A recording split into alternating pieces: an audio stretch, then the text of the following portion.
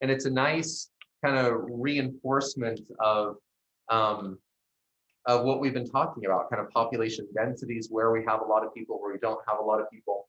I forgot to get the light here so you can see the screen a little bit better.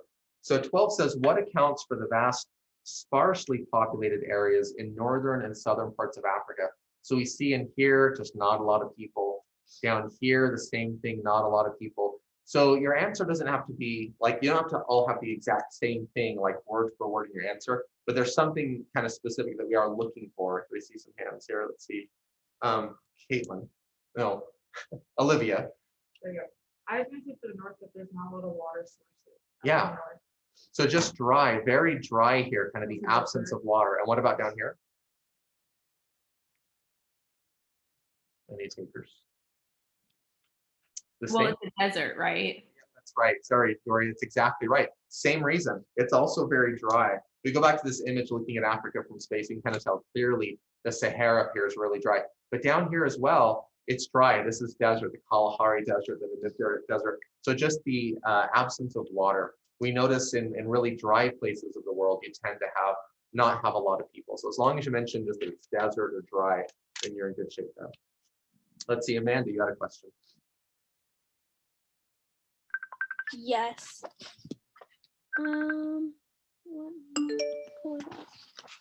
I think it was also 12, but then I had a question on number.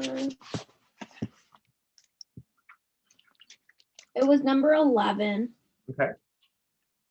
So let's see. So of those countries, so sticking on the same map, let's do a quick tour of these countries. It says high population density areas are least common in blank. One of our choices is Nigeria.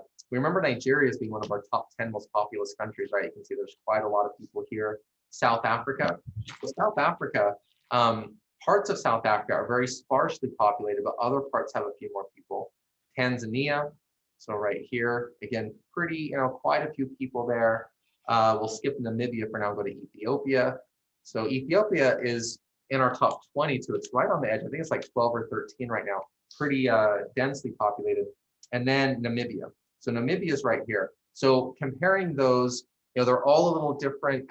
South Africa has some areas that are pretty sparse, but other places that are more. So taken as a whole, I think I'd go with Namibia as the most sparsely populated. And again, the same reason, Namibia is quite dry, just very little water there. So good. Let's see, Bailey. Can we go over 29 and 30? 29 and 30. Let's see. So this ties right into what we're talking about this week. And these will probably be the last two we look at. These are all great questions to look at.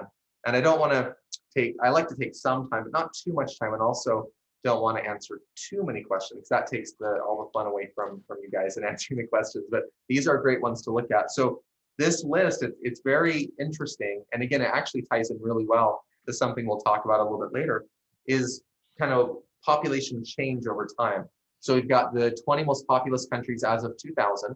And it's a little different from the list we looked at last week, right? And then what we expect to be the top 20 in 2050. And there are quite a few changes.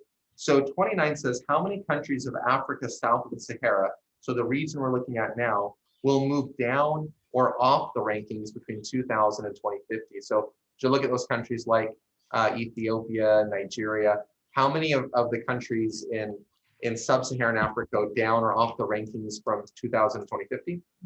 Zero. Yeah, none of them do. So 0 is the correct answer. And then 30 says how many European countries, and we'll include Russia, will move down or off the rankings. So looking at the countries in Europe, like, again, we include Russia, there's Germany, France, and Italy. How many of them move down or off the rankings? All of them, all 4. And it just highlights the fact that sub-Saharan Africa is one of those regions of the world that's really growing in population right now. Europe is actually declining. And so we see some pretty significant changes to the 20 most populous countries in 2000 versus half a century later. The populations will change quite a bit. So those are all great questions to look at, and it's good to spend a little time. Like I said, I think we'll push back the presentations just a bit. I like to go right into the break following the presentation, but I figured that this didn't take too long to do the workbook. So let's just go for like 10 minutes or so and do kind of pick up where we left off. We never really got to our class prep questions, and I want to get to that here early on. So I'll be drawing some names, and hopefully everyone's ready to respond to these questions. Sorry, that was a little bit loud. So as we get back to where we were before, make this a little bit smaller.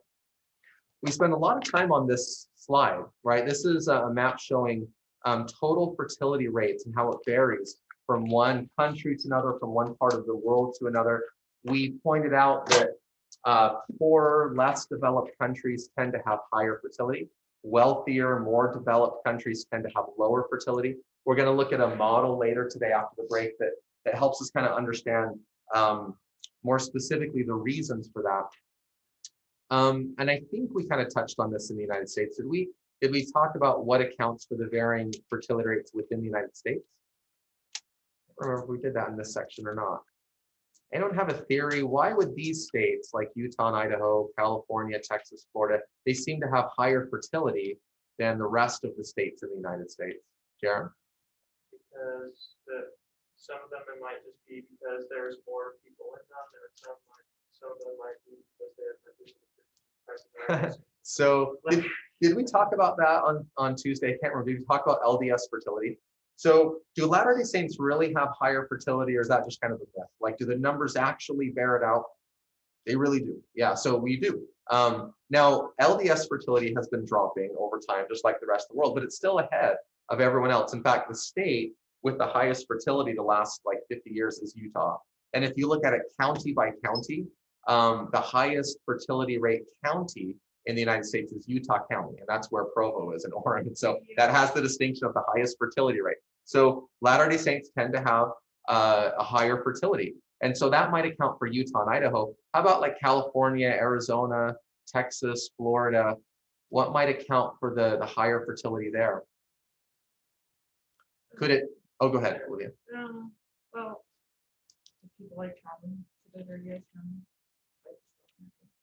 Oh yeah, so in terms of immigration patterns, you have a lot of people in these states from Central and South America tend to be Catholic, and Catholics like Latter-day Saints tend to have larger families. If you're a really devout Catholic, you you're not okay with like birth control. Catholics tend to have larger families as well, and so here are some interesting kind of religious patterns, influences on this.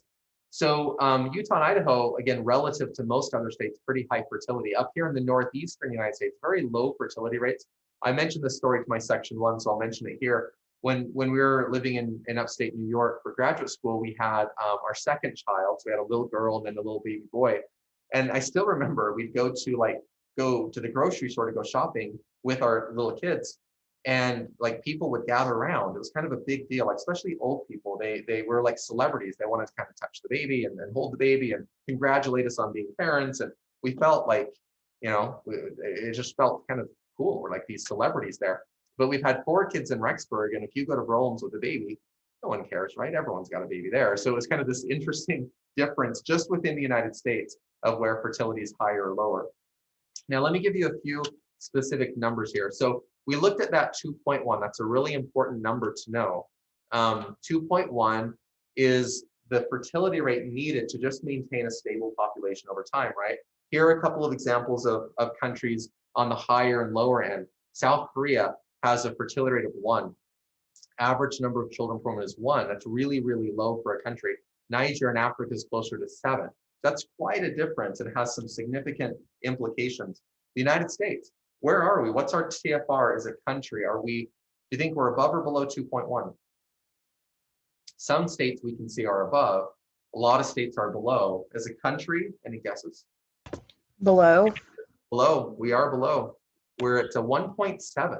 That's really low. That's one of the lowest rates we've seen in the United States. So since the United States fertility rate is below 2.1, that should mean that our population is declining. Is it?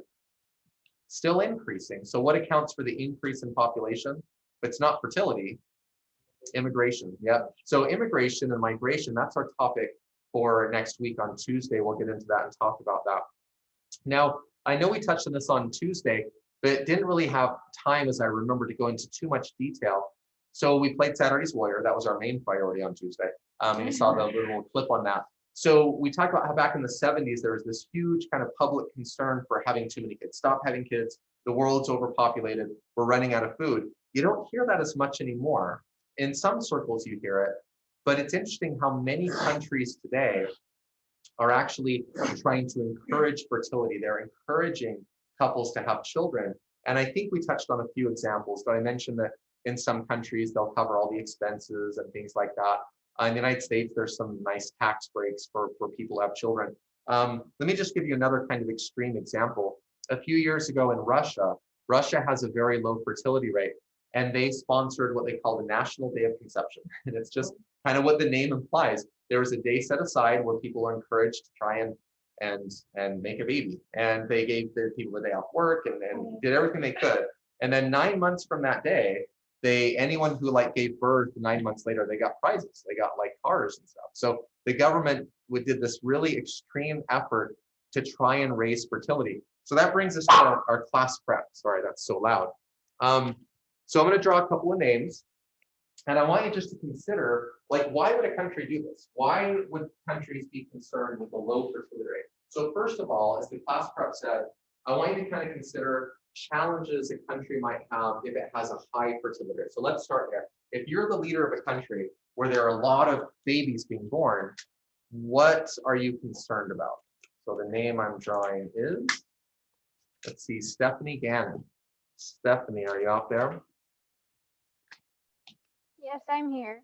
Perfect. Hey, Stephanie, so what do you think? If you're the leader of a country with really high fertility, lots of babies being born, what do you worry about? I said like lack of availability, like maybe there won't be enough food to go around, something like that. Yeah, that's perfect, Stephanie. Great. Can you feed this population? Do you have enough schools to educate the population? Do you have enough jobs for all these people being born? Because if you're the leader of a country with really high unemployment and a lot of young people who don't have jobs, you're not going to be the leader of that country very much longer. That's like a recipe for disaster. So is your economy strong enough? Can you, like Stephanie said, can you feed them? Can you educate them? Are there jobs for them? So those are some challenges that a country with a high fertility might face. Now, why in the world is Russia sponsoring a National Day of Conception? Why are some countries really encouraging people to have kids? What would be the problem or the challenge with a low fertility rate? So let me draw a name and we'll have someone respond to that. Sarah Eiler. So Sarah, are you out there?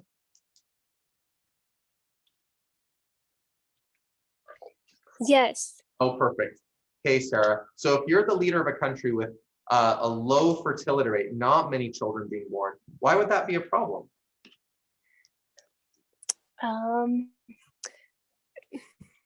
Well, there's not much you can do, so it would be hard.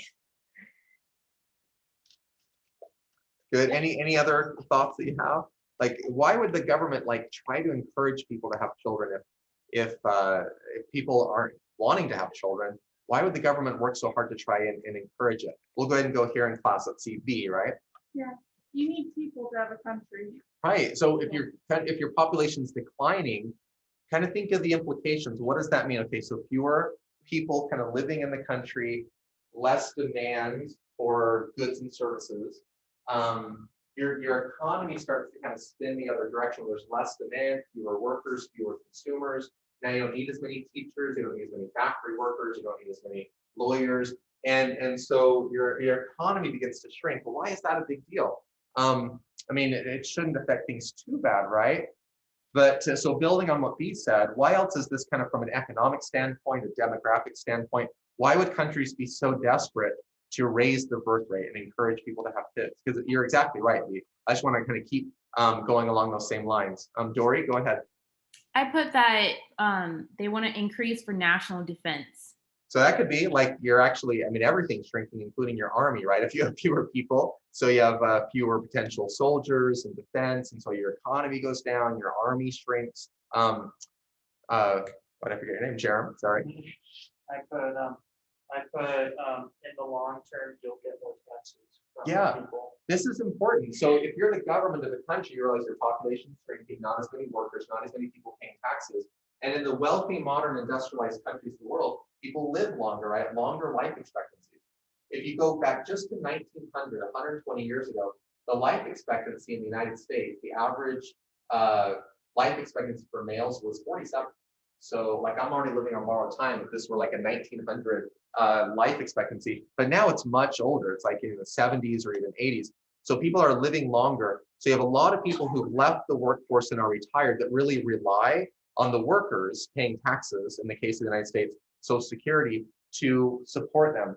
And so you have a lot of countries with many retirees leaving the workforce, not as many workers behind them paying taxes, and the numbers just don't work. And some countries look at this and say, we're in huge trouble. If we don't get the birth rate up, then mathematically it just doesn't work out. So that's what accounts for many countries really actively promoting higher fertility, trying to encourage people to have children. After class, I'm going to send you an email that includes a link to a video I'd like you to watch over the weekend. It's just like a 20-minute portion of a documentary, but it kind of talks about these issues and why it's such a big concern. It helps us, it kind of reinforce the reasons why fertility is high or low in some places and what this means, the implications. It points out in the video that countries have found that it's easier to bring the birth rate down, like China did 40 years ago with the one-child policy, than it is for countries to increase the birth rate. There's not much governments can do. If people aren't inclined to have children, they're not going to have children. And just to reinforce something we talked about on Tuesday, in countries like in Europe and the United States and Japan, most people are living in cities. They kind of have limited space. Children are expensive. It's mainly economic reasons why people choose to not have many children. Just show you a couple of quick things here. Oh, I forgot. So let me go to the website. There we go. Just to show you the fertility by country. So these numbers are always changing. I've got to keep updating my PowerPoints. But this shows fertility rate by country. And we can, starting from higher, going lower. A lot of these countries we can see, many are in Africa or Asia, kind of poorer, less developed countries. Those are the ones with the higher fertility. And then we scroll down and there's the world at 2.4.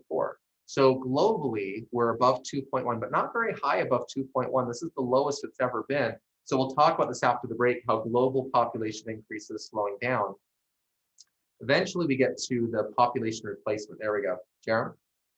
The lowest it's ever been in one period of time. Ever. Like in human history, as far as we know, global fertility of 2.4 is by far the lowest it's ever been. Again, this looks at it country by country, like at it state by state, county by county, but just globally as a global population, historically we're at like 5, 6, 7 children per woman. We're now at 2.4, so getting closer and closer to that 2.1.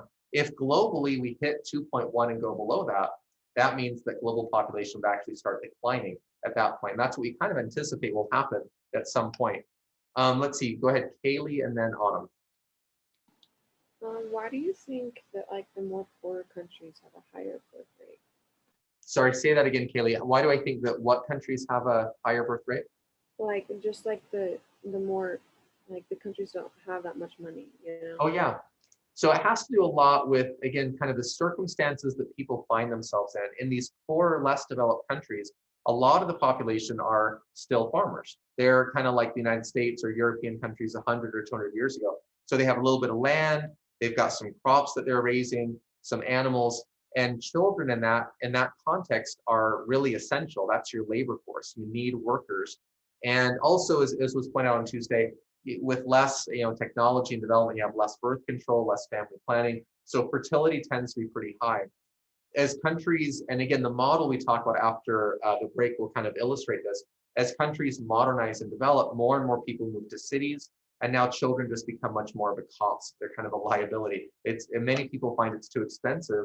Even if they want to have children, they often feel like they can't afford to have children. So as countries go from less developed to more developed, just the way people live, how they live and where they live changes fundamentally, and that has an impact on fertility.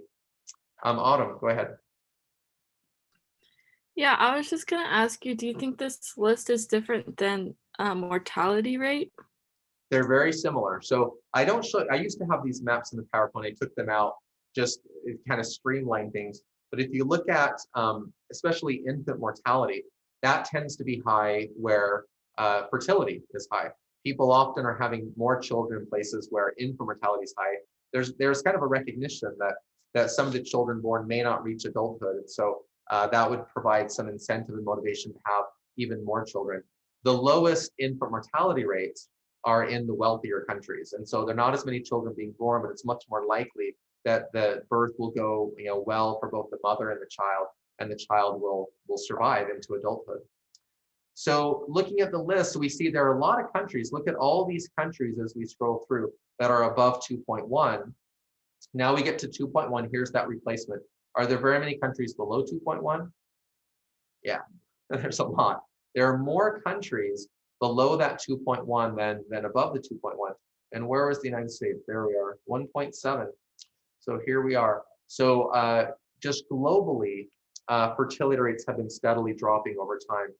Let me come back to the PowerPoint. We'll wrap up this little section, kind of just getting back into human geography, and then we'll get to our lesson plan presentations. There's just a couple more things I want to show you. We've seen this image before. This is from your workbook, and it's just an image showing fertility rates in Europe. And so the number under the name of the country is fertility. And this is a few years ago, so it's quite low. Pretty much every country is below replacement.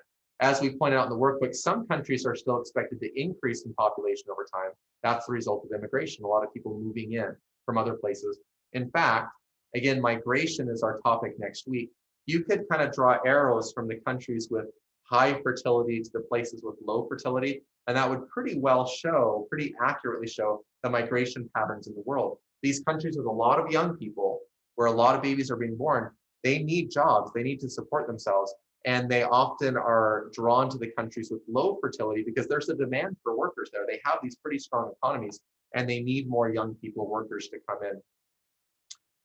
This is just, I took a picture of this and scanned this in from a cover story in Time magazine just 2 or 3 years ago, where it talked about the child-free life, as you can see, when having it all means not having children. And the story goes on to talk about this growing trend of couples in the United States, but it applies to many parts of the world, just choosing to not have kids. For a while, this was just kind of a given that you're going to have children, but more and more couples are just deciding, why would I have kids? They're expensive and noisy, and they kind of impact my life.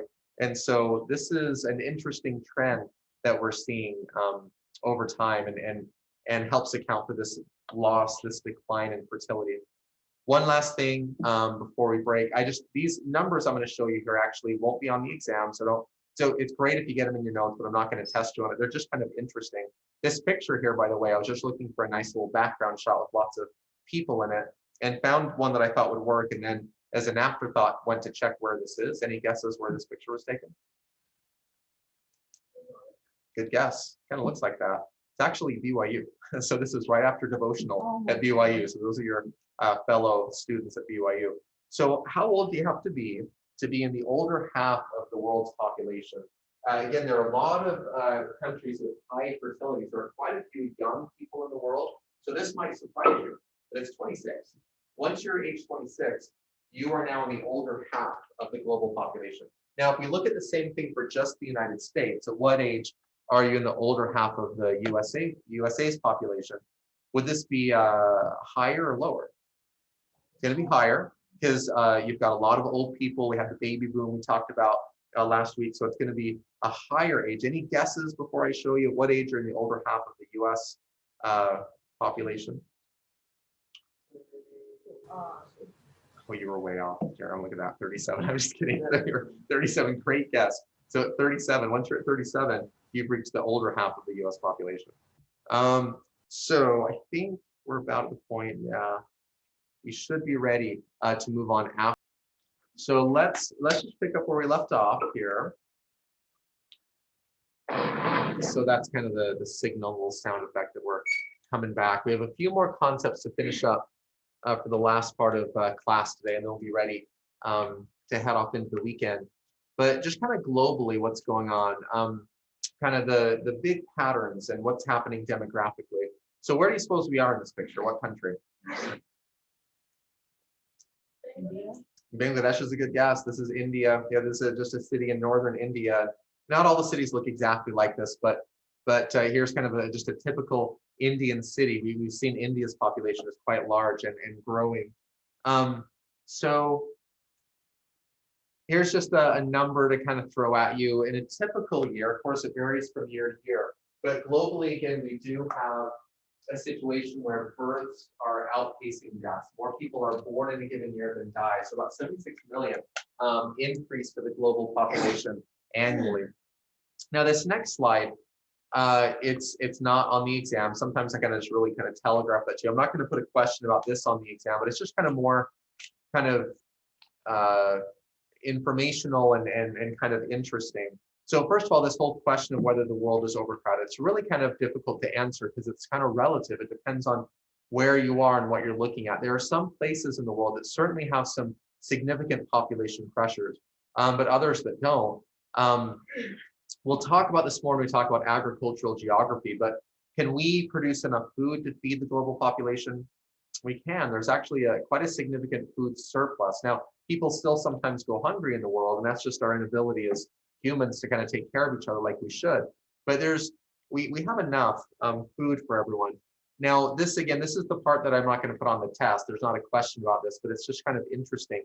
Have you ever wondered like how much space would be required to fit all of the people on the planet? So if you called a big meeting, invited everyone to gather to a single place, how much space would you need? So given everyone 4 square feet, that's not like a ton of space, but it's not, packed in there. So 4 square feet per person, everyone kind of gathered together. Could they all fit in the United States, do you think? Could they all fit in Idaho? So to get everyone into one single location, you need about, I forgot, I've got to get this reconnected here. Need about 900 square miles, which is the equivalent of 2 Madsen counties. So about that much space right there. So that could fit everyone on the planet in that much space. So this is kind of remarkable from both perspectives. On the one hand, this might surprise you how small of an area that is when you consider how big the world is. Everyone could fit in a space this size. But at the other extreme, or the other end of that, imagine looking out over 2 Madsen counties, 900 square miles, and seeing nothing but people. 7 billion is a lot. It's a large global population. So that is just kind of more just informational for you. So let's kind of talk again about these global patterns. This picture, by the way, so when I went to India a few years ago, I was kind of skeptical if I'd see cows kind of roaming around, because you kind of hear that like, oh, in India, cows just kind of roam around. And we'll talk about Hinduism later, and cows do have kind of a special place in Hindu thought. But it just kind of surprised me. They really do. They're just kind of everywhere. So here's a couple of cows just kind of hanging out on the street, and they kind of have the right of way here. In fact, let me go ahead and transition. I wanted to show you a quick little video that ties into what we're talking about now, but also cultural geography, which we're getting to a little bit later here in a couple of weeks. So this is just crossing a street in India. This is, again, kind of just a medium-sized Indian city, kind of a side street. It's not a huge street. When I first got to India, one of the challenges we had was just like crossing a street, because you don't see a lot of traffic signals. There aren't really any crosswalks, and there's so much traffic coming by of different forms. And so one day crossing the street, I just pulled my cell phone out to kind of try and capture this. So it's kind of shaky and very raw, but you kind of get a feel for what it looks like just to cross the street in India. You'll see lots of different types of transportation coming through. So again, initially for the first day or two, we're just kind of stumped. We just kind of sit there and think there's no way we're crossing the street. It's like that old game of Frogger. But then we just watched what the people were doing and realized that they just go. And so we tried it and it worked. It's pretty amazing in India. You have all these people, all this traffic moving, but I never saw like any road rage. I didn't see anyone get impatient. It just worked. There was a rhyme and reason to it. It's pretty amazing. So here's just the raw footage of us crossing a street here.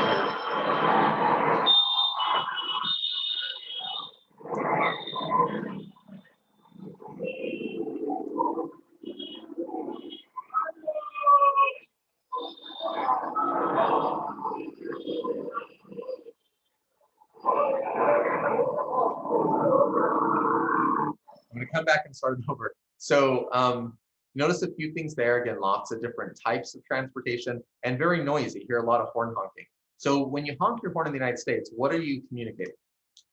Get out of my way. Like I'm mad at you. Yeah, you've made me mad. You hear a lot of horns honking here. It's not meaning the same thing. What does this horn honking mean? Yeah, kind of saying I'm here. So I'm here, I'm coming up on your left, I'm coming up on your right. again, it was pretty amazing just to see how this worked. Everyone just kind of got along, and again, as pedestrians, you've got the right of way. So once you step out in the street, it just kind of flows around you very organically and naturally. And it was just a kind of remarkable thing to be part of. Now, in this video, I completely by accident also captured something that will come back to when we talk about cultural geography, just an interesting cultural difference between, say, India and the United States. And we notice this, of course, in the world. There's lots of little subtle differences. Before I play it again, anyone think they may have caught it? Again, it's just kind of a random thing that was captured in the video.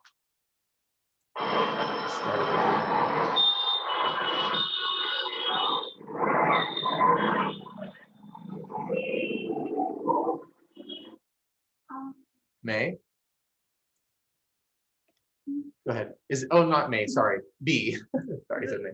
The couple that was walking by? Yeah, there was a couple walking by holding hands. Something kind of interesting about this couple. Here they are. There's something else here.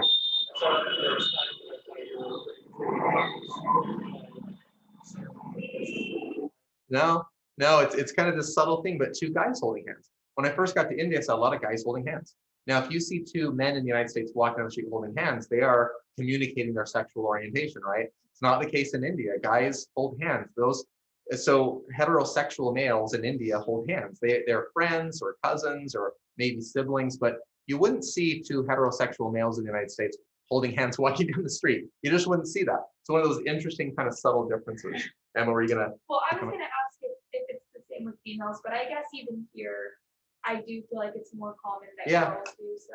And it is common there. I did see that a lot, and you do see it more here. But again, you wouldn't see two guys who are not gay holding hands. That just wouldn't happen in the United States. But very, very common. So just one of those differences. Again, subtle differences in culture, and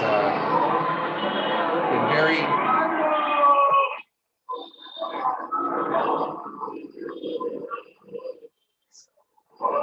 Kind of seemingly chaotic, and yet it wasn't. There was like a rhythm to it, and again, there's exceptions in every culture. You'll have kind of bad people and jerks anywhere, but everyone in India, and I know there's going to be exceptions, they were just nice. It was such an interesting country, just courteous and kind and respectful, and that's kind of manifest in the traffic here. Everyone's just kind of concerned for everyone else moving along here. So coming back to the PowerPoint, I just had that little video that reminded me there. So here are kind of the big trends globally. So population growth is slowing down across the world. As you've already seen from the maps we've been looking at, quite a few countries are below that 2.1. They're actually at the point where they're declining in population naturally over time. And then again, we're about 2.4. I think what we were looking at on the website said 2.4. This is 2.42, but it's kind of steadily dropping. So currently, globally, we're at 2.4 TFR. So we're going to talk about why these rates changed. We've been kind of alluding to this all along for the last few days, but I'm going to introduce something known as the demographic transition model. Some of you may have encountered this in other classes or before in high school or something like this, but it's a really important thing to know, and it helps us see the relationship, the connection between development and modernization, and how that affects both birth rates and death rates. Now, to set this up, let me just go back to the internet here. I'll come back because I know some of you are still writing, but here we go. Let me just go to this, and I'll show you how I would set this up in my notes. I'm going to go ahead and erase all of this so I can have a clean slate to draw on the board. Now, your notes are your notes. You can do whatever you want with your notes, but if it were me getting ready for exam 2, I'd want to have this in my notes. So the model, the demographic transition model, is pretty simple and straightforward. It looks like this. We've got 4 stages of development on the horizontal axis. This will look familiar to some of you.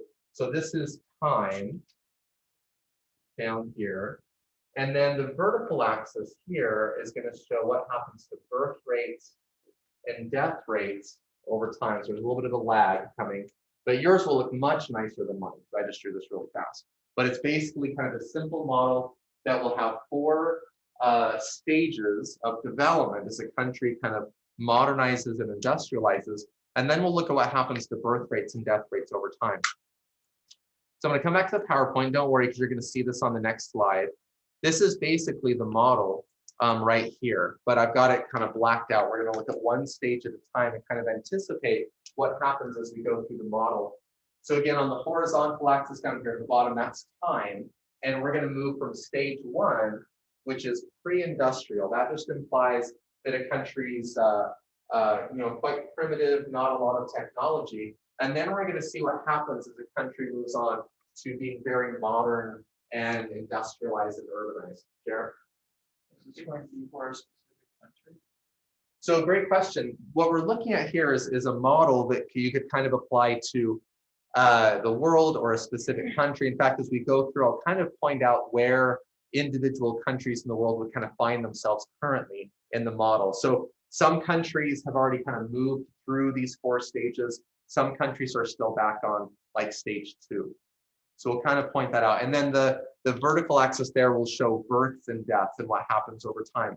So let me reveal stage 1 so we can kind of see what we're looking at here.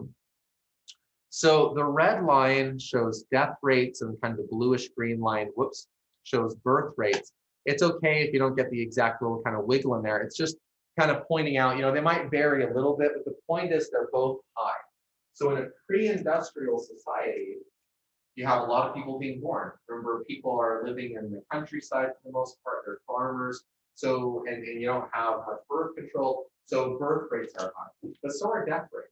In a pre-industrial society, a lot of people are dying. They're dying from diseases. They're dying from malnutrition. And so in a pre-industrial kind of primitive society, a lot of people are being born. Birth rates are high, but it's kind of matched by the deaths. A lot of people are dying as well.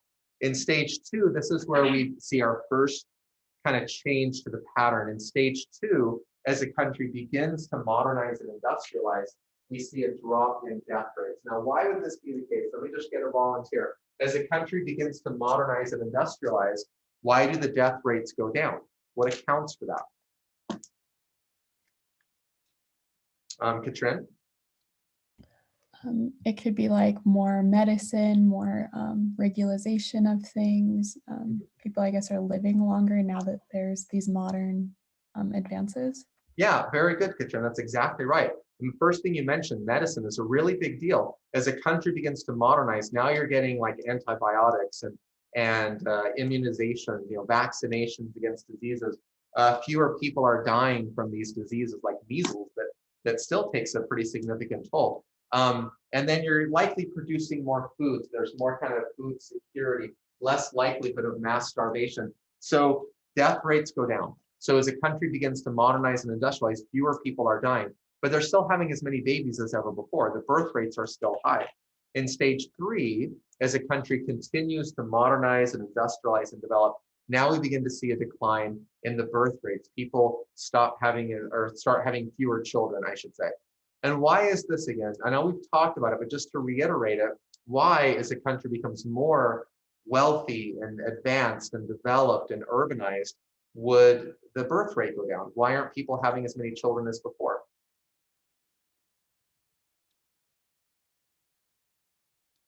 Does it go back to that labor, like having help around the house and work? Yeah, very good, Dory. Circumstances for people, like where people are living and how they're living, is very different in stage 3 than it was in stage 1. In stage 1, what's everyone doing for the most part?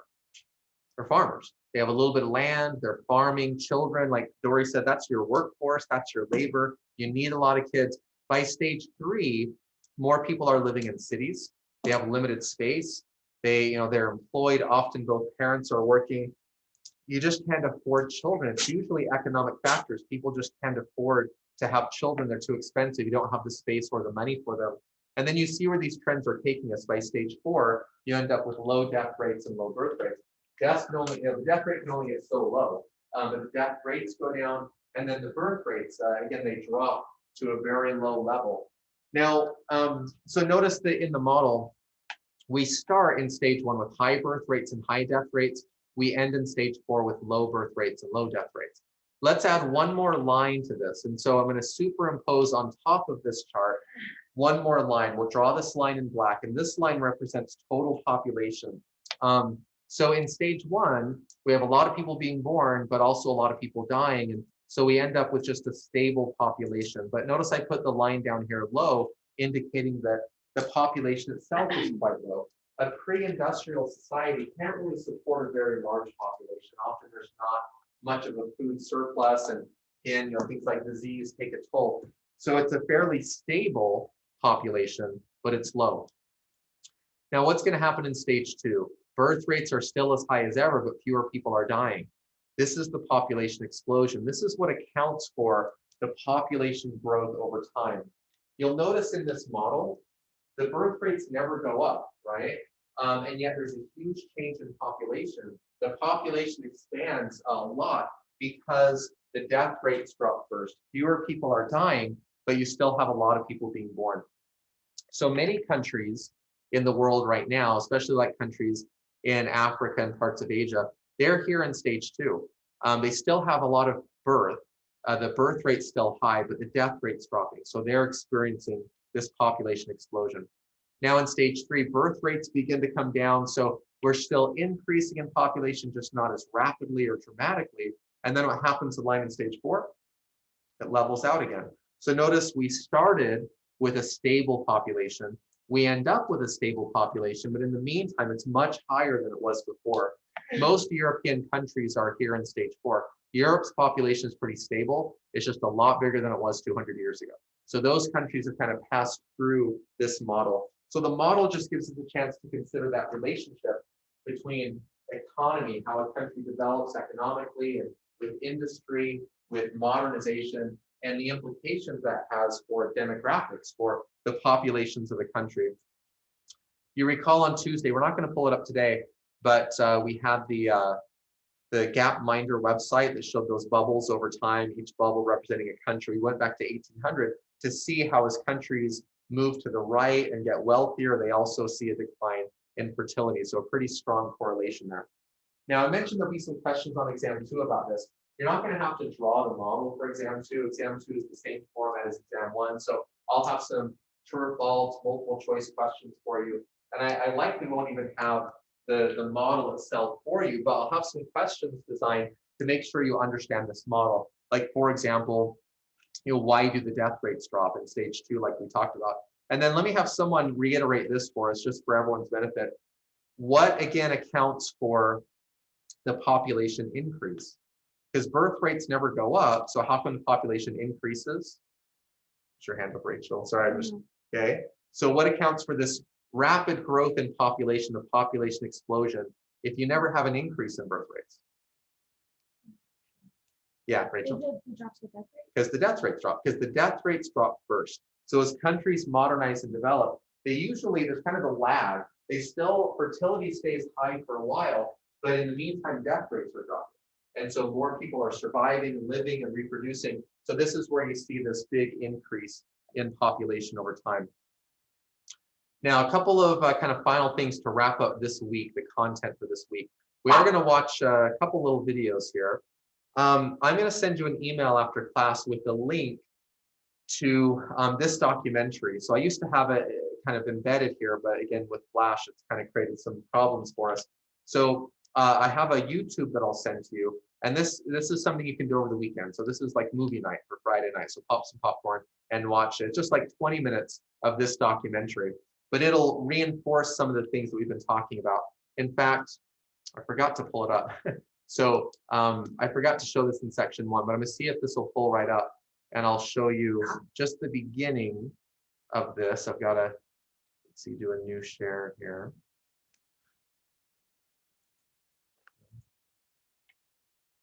So this is just the first like 2 minutes of this documentary on population. Is it showing up okay? So let me just play this for you. It kind of sets the stage for the rest of the documentary. And you'll notice it kind of touches on some of the things we've been going over. He's been the only student in his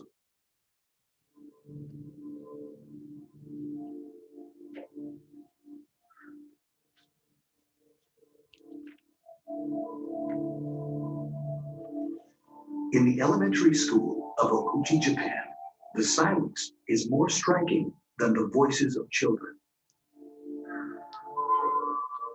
In a spacious classroom commanding the undivided attention of his teacher, 11-year-old Daiki Sato sits alone. Since kindergarten, he's been the only student in his class because of a startling decline in birth rates.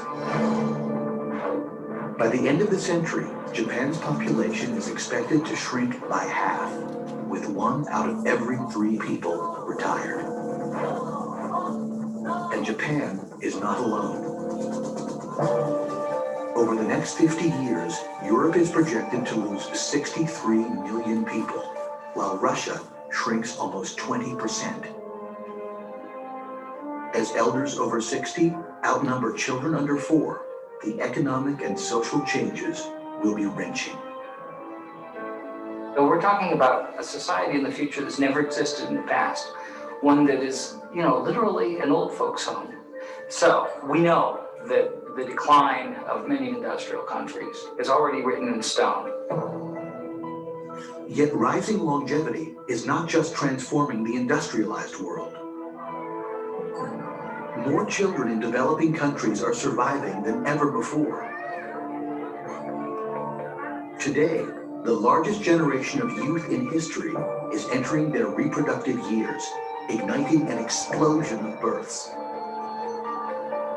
As global population climbs from 6 to 9 billion, the social and environmental strains will be enormous. Our world is now careening in 2 completely different directions as youthful nations reel from rising numbers, while old ones grapple with decline. You see a huge generation gap across countries emerging. That's going to translate into a more polarized world society, and those disparities are potentially very destabilizing. Join us for a journey across 4 continents as we peer into the demographic divide reshaping our world and confronting us with stark choices for the future. World in the Balance, the People Paradox. Up next on Nova. So you're going to get an email from me here in a few minutes, actually, and I'll include this link. I like to watch the little intro to the documentary here in class, and then you're welcome to watch the whole thing. It's really interesting, but there's just like about a 20-minute or less segment that I'll mention to you specifically to watch, and I'll also give you a few questions to kind of watch for as you watch it. Here in the second half of the semester, we'll have a few kind of outside of class videos for you to watch. They're not too long, but they are considered class content. I'll kind of mention this in the email. So in other words, you could see a question or 2 on the exam from it, but I'll tell you kind of what specifically to look for. And again, it's just a reinforcement of these things we're talking about in class. You'll watch a little segment on Japan and why Japan's fertility is so low, kind of what the implications are, and what that means for Japan. I'm going to show you this other video. This is just a 4-minute video that I like to show in class for a couple of reasons. One, it just gives us a little exposure to a country like Japan, very modern, wealthy, industrialized, it's kind of look a lot like, cities you'd see in the United States. But it talks about this interesting correlation between Japan's low fertility rate and vending machines. And so it seems like kind of a strange thing, but watch for why it is that the use of vending machines in Japan has a correlation to its low fertility rate.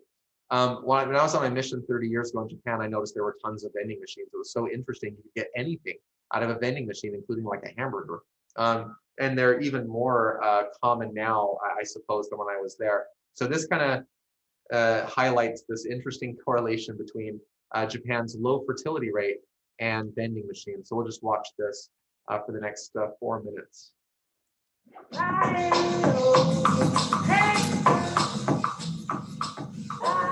There is a vending machine for every 23 people in Japan.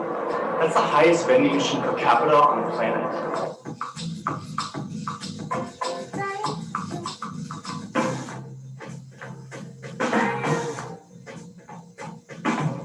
After the business card fiasco, I started to become keenly aware of all the vending machines that I saw here in Japan. I noticed they are everywhere. Indeed, what we're looking at here is a Japanese institution. Behind me sits an entire shop dedicated to chopsticks. Yes, I'm about to go inside.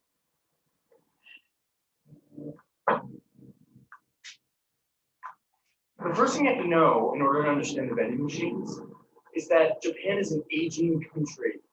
The average age here is 46 years old, which is almost double the world average. And the fertility rate is 1.4, which means the population is actually shrinking. This is actually a looming crisis for Japan generally, but one of the effects of it is that the labor market is very expensive. There's a scarcity of low-skilled labor. So instead of paying a sales clerk to sit and collect your money when you buy a piece of gum, they just put it in a machine and automate the whole thing.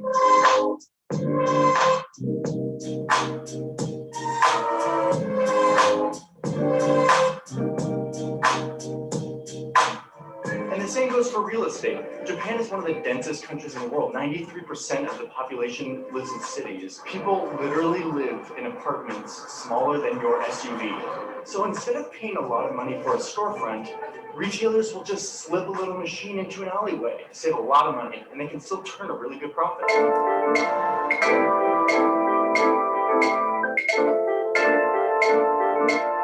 According to one essay that I read from a Japanese economist here in Tokyo, the bigger explanation for the vending machines is a fascination or even an obsession with automation and robotics.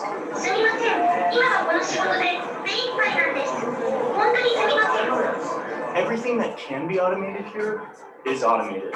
When I go in to order like a ramen or breakfast, more often than not, I order on a machine and I give a little ticket to someone. It's indicative of a broader cultural trend of wanting to automate every system you possibly can.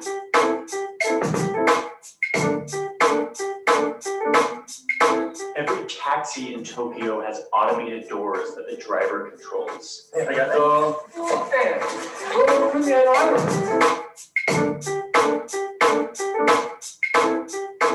I don't want to overstate this. There's still a major appreciation for handcrafted artisanal goods here in Japan. A good example of this is the 7-year-old coffee shop I just got out of, where they literally use a weighted scale to weigh their coffee beans before grinding them and brewing them to order.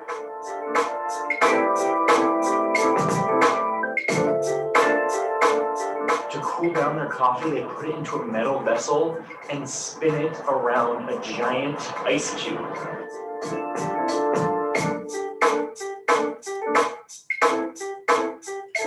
So yes, they love automation, but they're still very much in touch with the handmade.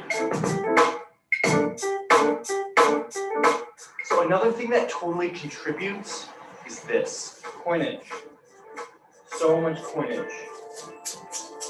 The one big caveat to the whole automation thing is that they haven't really gotten on board with credit cards yet. Everything is cash-based. And because they always have coinage, when their highest coin is worth like $5, and let's be honest, there's nothing more satisfying than unloading some of the change in your pocket into a vending machine for some yummy treat. My personal favorite item is hot green tea. It comes out wonderfully warm, and you just wonder how you got so lucky. There we go. So I like to show, the whole video isn't about the connection between vending machines and fertility rates. It kind of goes on to some other little side things, but it's just nice to kind of get some just footage of Japan, a different place, and kind of see what it looks like and sounds like. And unfortunately, we can't see what it tastes like either, or in addition to that. But that gets us to where we need to be this week. So next